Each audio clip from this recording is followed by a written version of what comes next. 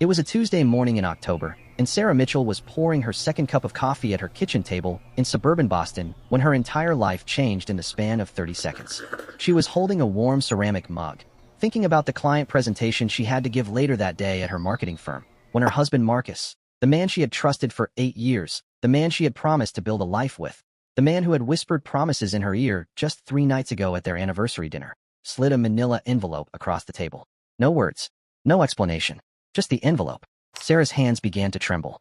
Her coffee cup came down slowly to the saucer with a soft clink that would echo in her memory for the rest of her life. She looked at Marcus's face, searching for some sign that this was a joke, some cruel prank he was playing to test her. But his expression told her everything. This wasn't a joke. This was the moment everything she believed about her marriage dissolved like sugar in water. That envelope contained divorce papers, filed and dated 3 weeks earlier. 3 weeks that Marcus had kept secret while he slept beside her, while he kissed her goodbye before work, while he smiled at her across dinner. But the divorce papers were only the beginning.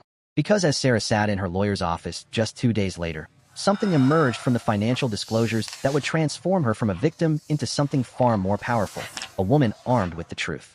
Marcus had hidden almost $400,000 in fraudulent debt. He had forged her signature on a second mortgage. He had drained their savings into failed cryptocurrency investments. And he had done it all while painting a picture of their perfect life, their perfect marriage, their perfect future. But what Marcus didn't know was that Sarah kept meticulous records. Sarah was detail-oriented. Sarah had access to every bank statement, every credit card bill, every suspicious transaction. And within the next 72 hours, Sarah would transform from a woman who had just received divorce papers at breakfast into a woman who would bury her husband in the very truth he had tried to hide from her. Sarah Mitchell and Marcus Chun had met 8 years earlier at a networking event in Boston, the kind of professional gathering where ambitious people come together to build careers and connections. Sarah was rising through the ranks at a healthcare marketing firm, the kind of woman who built spreadsheets for fun and understood the power of data before most people even knew what big data meant. She kept detailed records of her investments, her savings, her career milestones. Everything was cataloged, everything was documented. Marcus was a financial analyst at a boutique investment firm called Pinnacle Wealth Advisory, the kind of guy who could walk into a room and make everyone feel like they were the most important person there.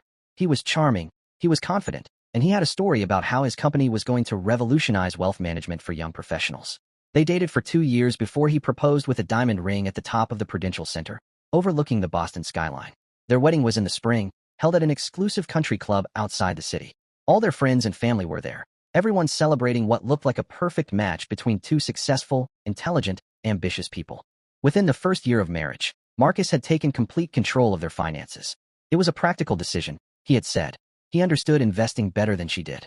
He had sophisticated strategies for diversifying their portfolio, for maximizing their returns, for building long-term wealth. Sarah, exhausted from long hours at work, had agreed. She trusted him. She would come home with her paycheck and her bonuses, and Marcus would handle the rest. They bought a house in Brookline for $800,000, just outside Boston's prestigious neighborhoods. They took vacations to Mexico and Costa Rica. They drove luxury cars. Their Instagram feeds looked like a highlight reel of success. Wine tastings, weekend getaways, designer clothes, exclusive restaurants. Sarah's friends would message her saying things like, "You two are couple goals," and "I'm so jealous of your life." Meanwhile, Marcus had begun making subtle but calculated moves to ensure Sarah wouldn't ask questions about money. He would handle the household finances, he insisted. He would manage the investments. He would even schedule the annual tax appointments. When Sarah occasionally asked about their account balances or tried to discuss their overall financial strategy, Marcus would smile and say, "Everything's under control. Trust me." That Tuesday morning in October started like most mornings. Sarah woke up at 6:30, went for her daily run, showered, and dressed for work in professional attire. Marcus had already made coffee. He seemed tense, distracted, but Sarah figured it was work stress. He had been increasingly withdrawn over the past 3 months, but she had chalked it up to pressure at his job. They sat down at their breakfast table, the morning sun streaming through their bay windows overlooking their manicured backyard. Sarah was thinking about quarterly projections and client deliverables when Marcus pushed the manila envelope toward her with 2 fingers, as if it were contaminated. Inside were divorce papers. Certified, filed, dated. The language was formal and cold. Irreconcilable differences, division of assets and liabilities, terms of separation. Sarah's first instinct was to ask what she had done wrong. Had she been too focused on work? Had she neglected him? Was there another woman? But when she asked these questions, Marcus just stared at his coffee. He told her he needed to find himself. He said the marriage was suffocating him. He said he was sorry, but his mind was made up. He had already hired a lawyer. He had already made his decision. In the hours after Marcus left to stay at a hotel, Sarah sat on her living room sofa with the divorce papers spread out in front of her. She began to read them carefully, the way she read spreadsheets and contract documents at work. That's when she noticed the financial disclosures buried in the middle of the filing. There were references to additional liabilities, outstanding obligations, secondary mortgages. The numbers didn't match what she understood their net worth to be. Her hands started shaking. She called Marcus's office and was told he had taken a personal day. She tried his cell phone 3 times, and he didn't answer. At 8 o'clock that evening, after she had read the divorce papers 4 times and written down every financial reference, Sarah did something that would change everything. She logged into their joint bank account using her credentials. What she found made her feel physically ill. There was a withdrawal for $50,000 dated 2 weeks earlier, with the note, personal investment. Another withdrawal of $30,000 dated 3 weeks before that. She dug deeper, accessing statements going back 18 months. She found evidence of a second mortgage on their house, a second mortgage she had never known existed. She found documentation of cryptocurrency purchases totaling over $200,000. She found credit card statements from cards she didn't even know existed, maxed out to their limits. Over the next 48 hours, Sarah became a detective in her own life. She took time off work, claiming a family emergency, and spent nearly every waking moment in front of her computer, pulling together every financial document she could access. She called the bank and asked detailed questions about the second mortgage, claiming she needed to understand it for tax purposes. The bank representative was apologetic and helpful. It turned out the mortgage had been taken out in both their names, but Sarah's signature on the application documents had been forged. Marcus had practiced forging her signature. He had gotten quite good at it. The second mortgage was for $250,000. Sarah then turned her attention to the cryptocurrency investments. She found email correspondence between Marcus and a man named Derek Chun, the founder of something called Pinnacle Crypto Ventures. The emails discussed guaranteed returns, exclusive investment opportunities, and buy-in requirements. Marcus had transferred nearly $300,000 from their joint savings into Derek's fund. She found bank statements showing the money, and she found multiple emails where Derek promised Marcus returns of 30 to 50% annually. What Sarah discovered next was the hotel receipts. Buried in credit card statements were charges to the Mandarin Oriental Boston, charges for 2 to 3 hour stays, multiple times per month, going back over 2 years. Sarah's heart sank. She thought she had found evidence of an affair. She started researching hotels and prices, trying to calculate what those rooms were being used for. But as she dug deeper into the emails on Marcus's shared computer, which he had carelessly left logged in, the truth became clear. These weren't romantic rendezvous. They were investment meetings. The hotel charges were for private conference rooms where Marcus met with Derek Chun and other investors. The messages were about investment structures, about return predictions, about Marcus trying to recruit other people to invest money in Derek's cryptocurrency fund. Marcus wasn't having an affair.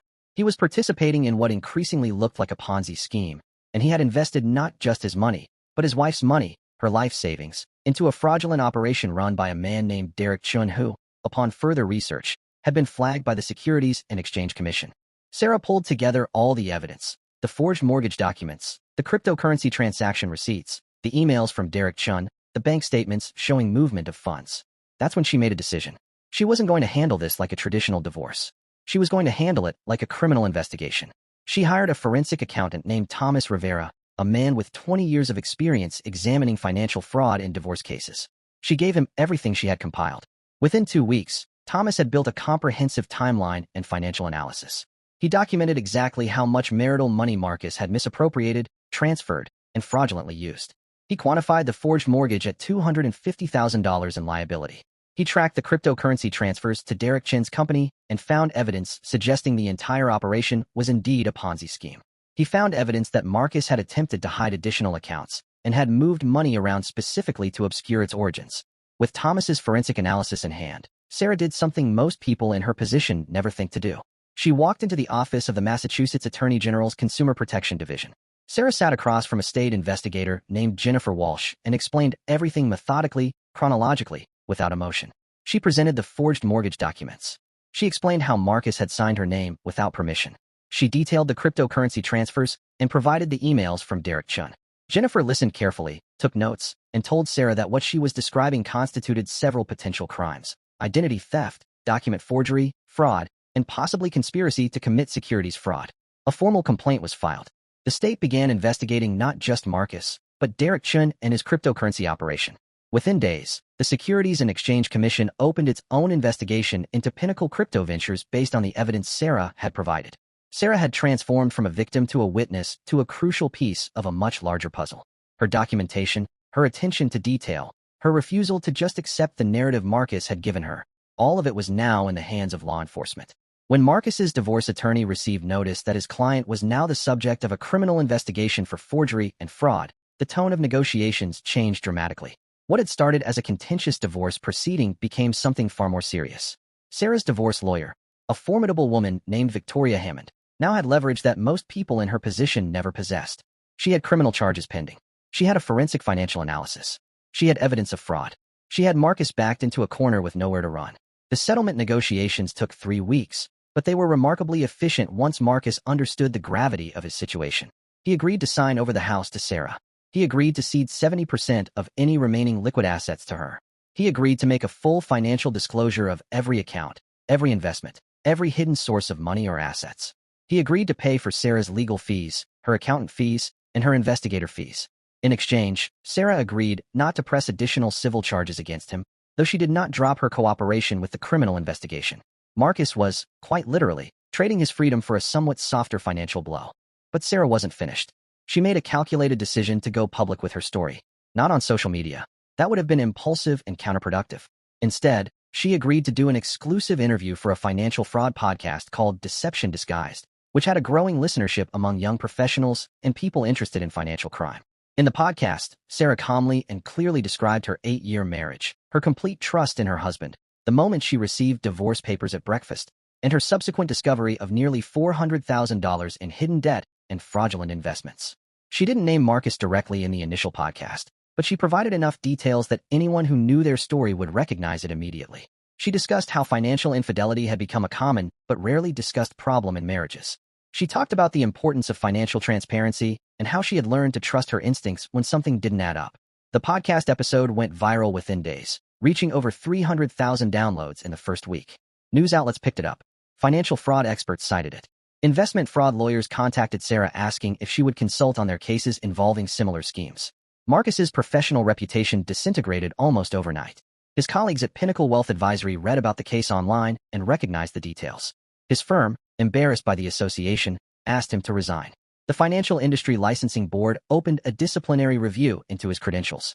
His professional certifications were placed under review. Beyond the professional consequences, Marcus faced the criminal charges. The Massachusetts Attorney General's office filed formal charges against him for forgery, identity theft, and conspiracy to commit fraud.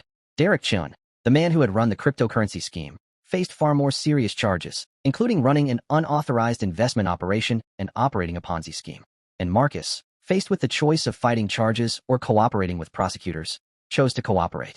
He agreed to testify against Derek Chun and against other individuals who had invested in the scheme. He became a key witness in a fraud prosecution, which meant he would spend the next 2 years in and out of courtrooms, reliving his own criminal conduct. 6 months after the divorce was finalized, Sarah stood in her kitchen, the same kitchen where she had received the divorce papers, holding a letter from Marcus. It was handwritten, which surprised her. In it, he explained that he had been in therapy, that he finally understood the magnitude of what he had done, that he knew no apology would ever be sufficient. He told her that he was cooperating fully with federal investigators, that he had become convinced that Derek Chin's operation had destroyed the lives of over 200 investors, and that by testifying against him and his associates, Marcus was trying to prevent others from experiencing what Sarah had experienced. Sarah set the letter down and realized something important. The best revenge had never been destruction or emotional victory. It had been the truth. It had been documentation. It had been meticulous, methodical, intelligent action taken by a woman who refused to be a victim. Marcus's life hadn't fallen apart because Sarah had wanted him to suffer. His life had fallen apart because he had committed crimes, and the truth about those crimes had come to light. Before we dive deeper into our next story, let us know in the comments where you're watching from. We'd love to hear from you. And don't forget to hit that subscribe button so you never miss any of our upcoming videos.